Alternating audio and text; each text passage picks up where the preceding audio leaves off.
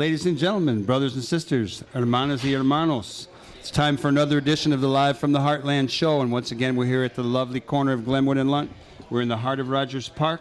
We're up here on the stage at the Heartland Cafe, where every Saturday morning we bring you another edition of the Live from the Heartland show. Wow. Good morning, Kate. Thanks for breathing, Michael. This is Michael. That's good. Okay. That's really good. It's a little gray. No sun right at the moment. It's okay. It would be shining in the camera. This will be better for CAN TV. You have to check the schedule. Okay, we got a good lineup today. In a little bit, we're going to have Mark Brown. He's a columnist for the Sun-Times. We're going to talk about all things Chicago and try to get some information out of him about what motivates him. We're going to have Hank Byrne from the Loyola College Democrats stopping in for a brief announcement. Not Hank. Yeah, he's over there eating up. Oh. And we're going to start off with our pal Flint Taylor, who many of you know has long served the community, been a lawyer with the People's Law Office, was involved around the assassination of Fred Hampton, the Attica trials, more recently the Burge case, the torture on the part of Commander Burge of the Chicago Police Department, and most recently he was the lawyer for the Kochman family in the Vanecko case. Good morning, Flint. Good morning. Welcome back, Flint. Glad to be back, as usual. I'm glad you are so willing to make it up here at 9 a.m. on a Saturday morning. This case that you just took, yet another billboard case. You don't fool around, Flint. You take on the heavy hitters. Well, yes, we try. How did this come to you? How did the Kochman case come to you?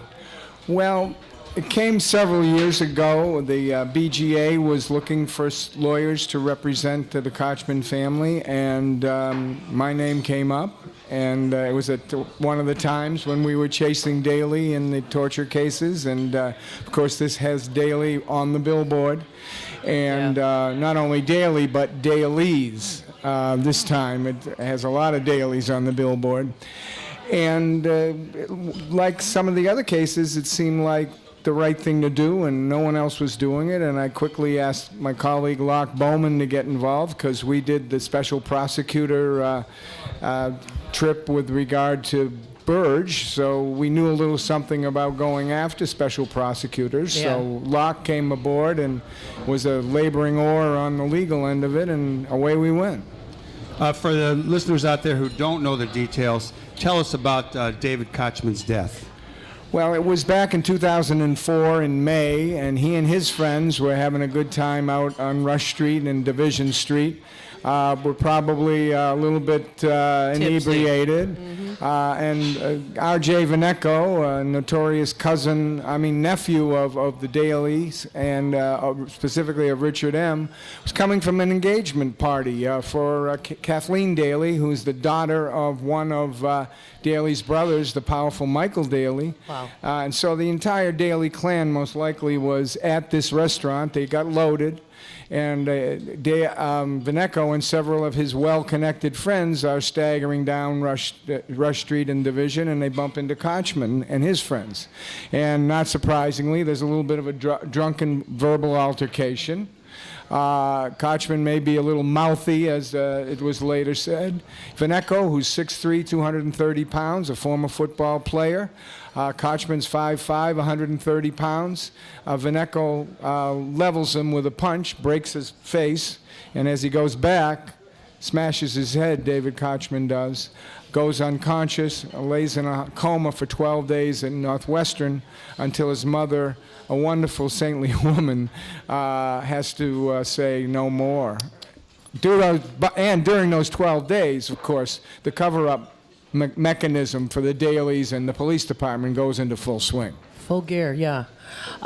The bullying aspect of it is, hard to miss. But how did you finally get something to move on this? I mean, we heard about it almost immediately. I mean, the news did cover some questions about this almost immediately, no? Yes, it covered it, and then it went away for 7 years. And then went away. Mark Brown's colleagues at the Sun-Times, Tim Novak, Chris Fusco, and Carol Marine, And Chris and Mark himself, in columns, started to look at this thing, and they started to Freedom of Information Act. They started to ask questions. They talked to some of the friends of Kochman, who one of the big lies in this case was that it was self-defense on Vanecko's part, and they talked to the friends of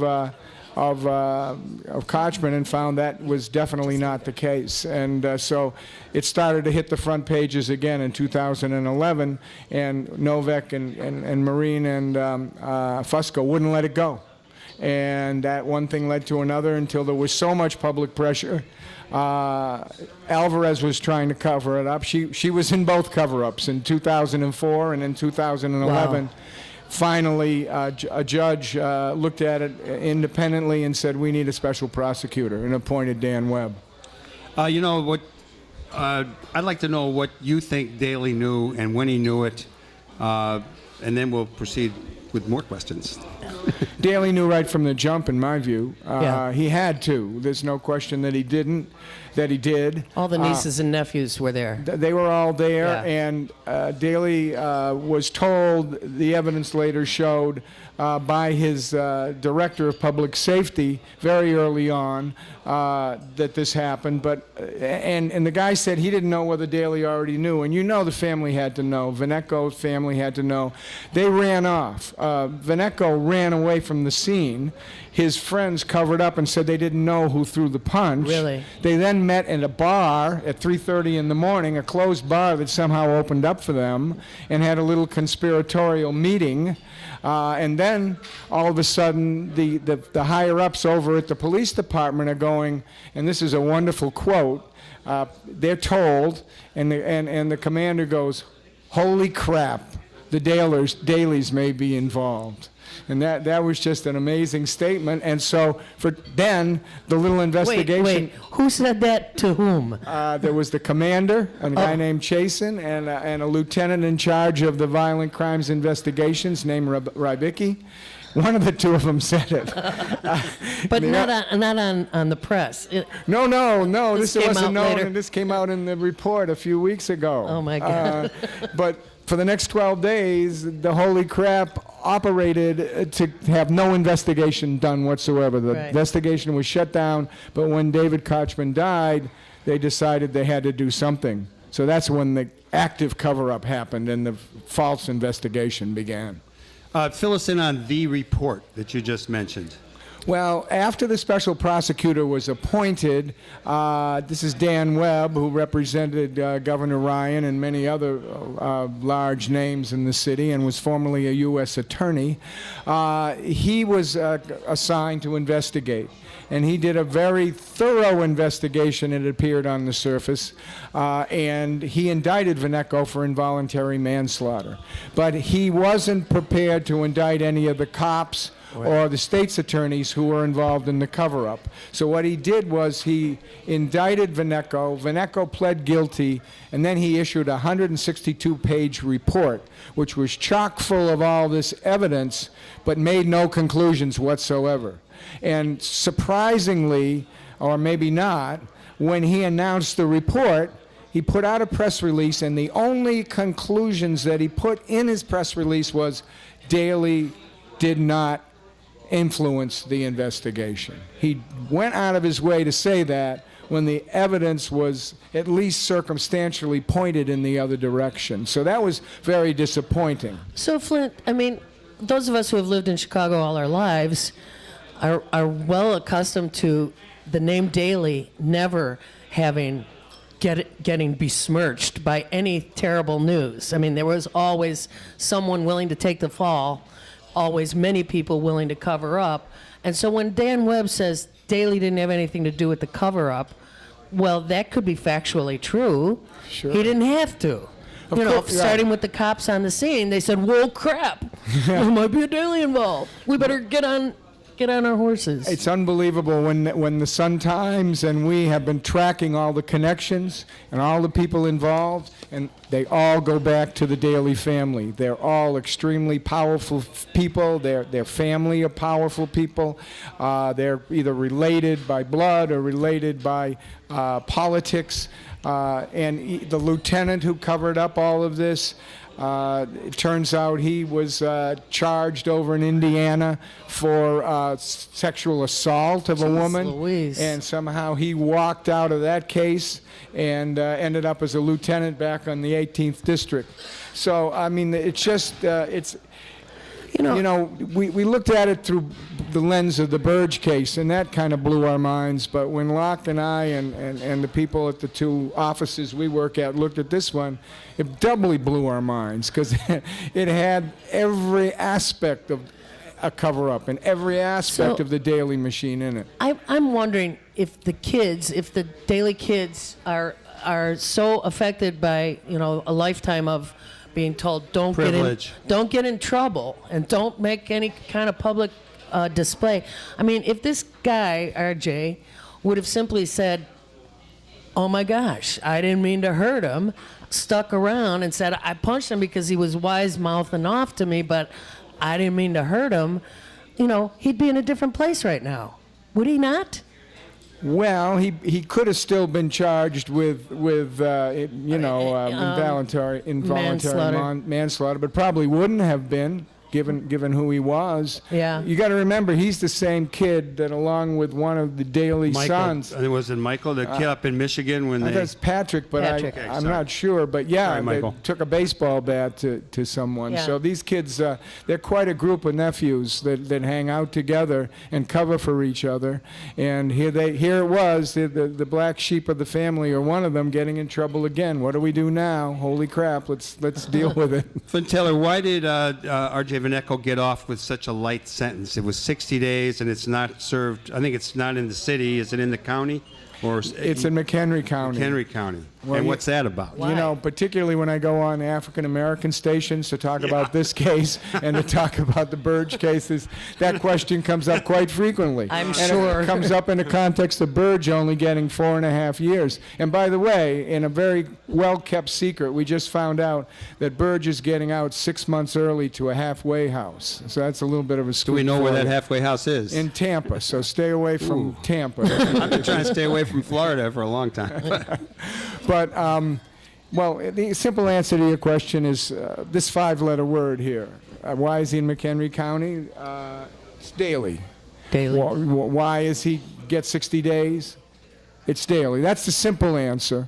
I mean, there's answers that are unique to the facts of the case and to prosecutions, and I'm sure Webb would have some explanations about the evidence and all of that. But ultimately, if you were black and you were poor and you killed somebody of power, connected to power with a punch, you wouldn't be doing 60 days. And that's what people say to me You would on see the the radio. light of day. That's exactly right. Flint Taylor, tell us what you think will happen now. Now, some people are asking, is there going to be a civil rights suit? Is there going to be a suit by the family, a civil suit? Can you reveal anything or hint at anything? Or am I putting you on the spot? You're putting me on the spot, and Of course. we read I read the report twice and put an outline of every person that was involved, talked to some of the people who really know the daily politics and outlined all of that.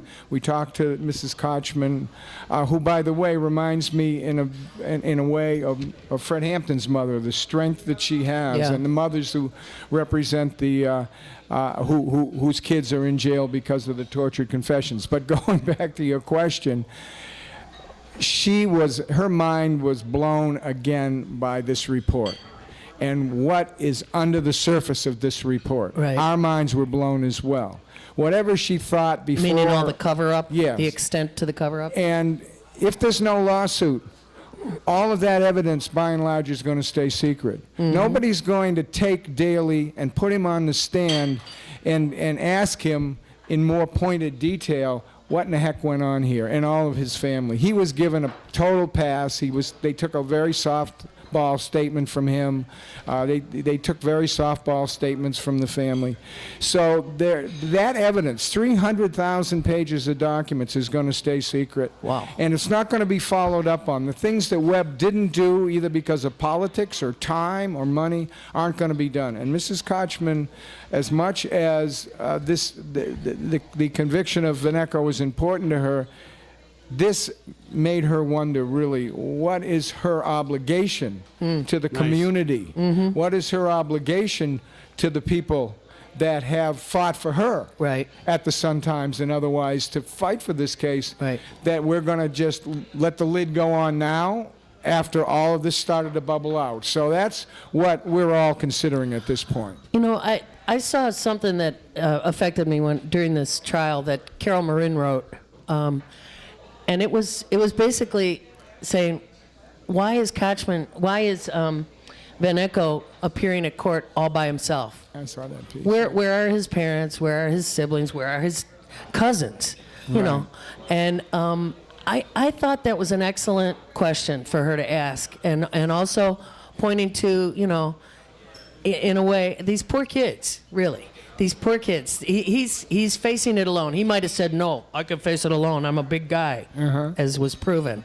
But where are his parents? Why wouldn't they walk with him into the courtroom or sit with him?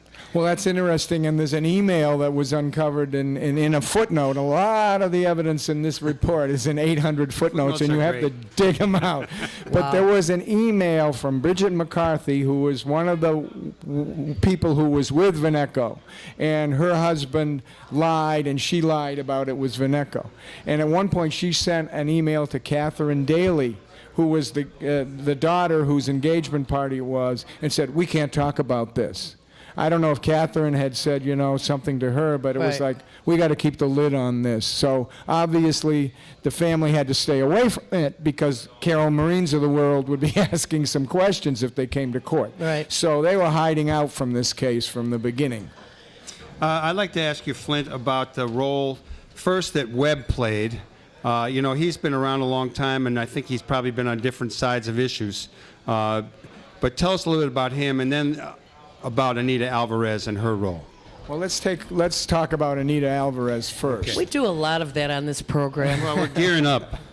Well, Anita Alvarez, of course, started out under Daley. And so she got her creds under Daley and was around for the whole Burge thing. Yeah. And then when Dick Devine, who of course was first assistant to Daley when all the Burge stuff went down, he became state's attorney. She became a honcho under him. Right. And so in 2004, she was the chief of staff when the decision, when it was run up the flagpole to Devine, whether to do anything about the Kochman case, and they of course affirmed the idea to do nothing at that time.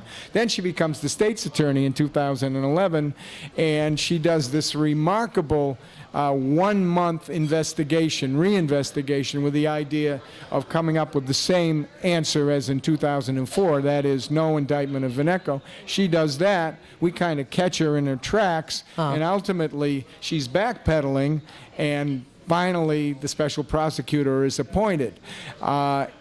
Funny, she all through it, she had comments like, you know, there's nothing here, there's nothing to charge, and quite vocal right up to, and there shouldn't be a special prosecutor. Then when when Vanecko pleads guilty, she has no comment. Unlike when in the NATO case, she had quite a bit to say. A lot of commentary. Yeah.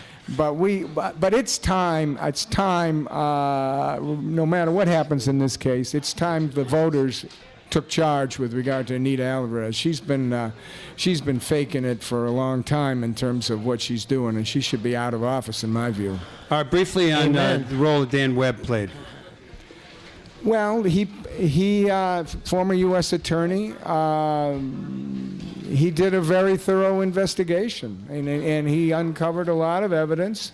But it seemed to me that he picked and chose how he was going to focus on it. We were disappointed that he couldn't have found some cops to indict, and we're disappointed that he didn't make certain findings, and that he went out of his way to absolve the Daley family when, at the very least, the questions that the Sun-Times asked that day, what Daley knew and when, and what about his family, and let's go and look deeper into it. That didn't happen, and I'm disappointed in that regard as well. But he did get a conviction of Vanecko, and that's important. That's good, and I'm sure we'll hear more about this case over time.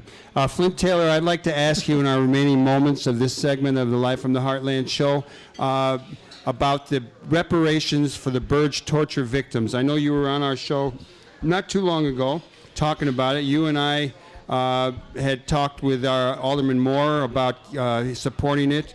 The other night he told me he was on board. All right. So you heard it first here on Live from the Heartland. Good morning, Joe. Hope you're having a good day. And Hope you agree, Joe. can you tell us a little bit about the move for reparations of the victims of Burge torture? Well, just the other day I got the latest FOIA, Freedom of Information Act, from the city to see how much money. I keep a running tab on how much money the city pays out and the county pays out in the Burge torture scandal. It turns out that now the lawyers representing Burge and Daley have topped the $21 million mark. And the amount of money, and this is a significant number. How many schools? Yes, exactly. But that's kind of small change compared to the fact that it's just hit the $100 million mark that Burge has cost the city of Chicago in taxpayer money. It just edged over the $100 million mark. Consider me swearing like a sailor. So taking that 20 million, now 21 million, and looking at the men on the street, and thinking about the men who have gotten nothing in these cases, even though, like Anthony Holmes, came and testified against Burge and is responsible in large part for him going to the penitentiary, they have nothing. They have no medical care, they have no pensions, they have no reparations. We took that 20 million number and we said, City Council needs to pass an ordinance that puts a fund of an equal amount to go to the men in reparations, in compensation, the ones that don't have lawsuits, not the ones that get the millions, the ones that got nothing, to get medical care, to get psychological care, to get educational benefits, to get job training. Offset of the... all of that, and to have some kind of memorial or memorials in this city, as well as some kind of program in the public schools to teach about this torture scandal. All of that is in the ordinance. Joe Moreno, Howard Brookins are proposing it. Hearing on the 4th of March in front of the Finance Committee. Ed Burke's giving him a hearing. I don't know what he's thinking, but I hope that there's 26 of them that'll sign on to this, like Joe Moore and like Brookins and Moreno and Muniz and a few others who have stepped forward already and said, we support it. And if you can come up with $95 million for DePaul, the basketball arena, they got all the TIF money running around, and if you can keep paying these lawyers all this money to defend Burge, then come up with the money for the people who are the survivors of police torture in this city. How many of them are there? I mean, you mentioned that there are some who've had cases and have had sizable settlements, and there's clearly a number of people who do not have those suits going on. What's the numbers? Well, we don't know for sure, but we estimate there's around 50 people that are victims or survivors who have no legal recourse at this time, and who could be in that group. Well, Flint Taylor, you are a hero of the people. And let's hear it for Flint. Let me just ask you before we close this segment, Flint, do you have any other hot news that you want to share? Anything coming up? Well, as I said earlier, I think that it can't be, we need to know that Burge is coming out and that he's getting another favor. Oh, the pension as well. As we know, he gets a $33,000 a year pension, has since 1997. And in fact, Lisa Madigan actually challenged that. It was argued in the Illinois Supreme Court. So it's going to be determined sometime soon whether he gets to keep that pension. He'll be out, or maybe he has to probably. pay it back. He might have to pay some of it back. Okay, let's have a big round of applause for Flint Taylor. You're listening to Live from the Heartland show on the 22nd of February.